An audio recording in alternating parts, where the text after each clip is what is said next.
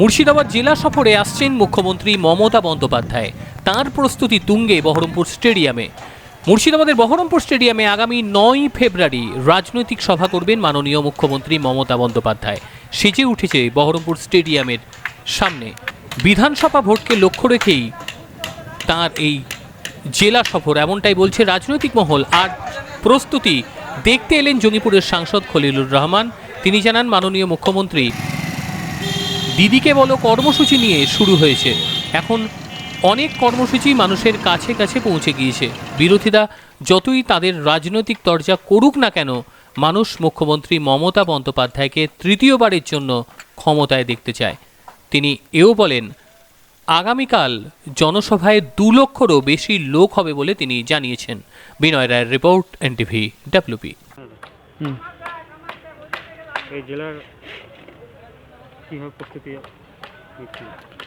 প্রস্তুতি তো আমাদের বেশ আগে থেকে চলছে আর কি। আমাদের যেমন দিদিকে বলো প্রোগ্রাম থেকে শুরু হয়ে গেছে আর কি।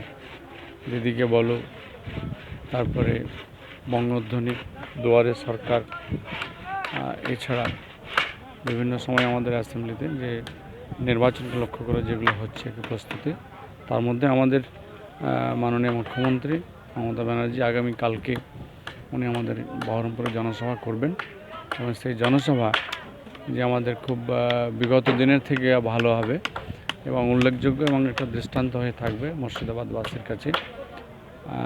লোক যা খবরাখবর পাচ্ছি খুব আনন্দিত এবং উৎসাহের সঙ্গে আসার জন্য উদ্গ্রীব, শুধু সময়ের অপেক্ষা।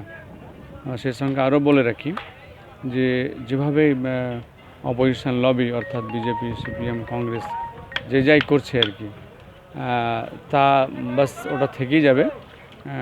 অপোজিশনের কাজ বিরোধিতা করা, সে বিরোধিতার কাজ, কিন্তু সাধারণ মানুষ উন্নয়নের নিরিখে এবং শান্তির বার্তার মধ্যে দিয়ে আমাদের দিদিকে আবারও তৃতীয়বার ক্ষমতায় নিয়ে আসবেন।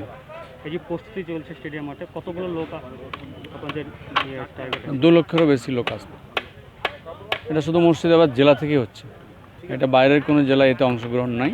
শুধু মুর্শিদাবাদ জেলার বিভিন্ন ব্লক থেকে 2 লক্ষেরও বেশি লোক আগামীকালকে সমাবেশ আসবে।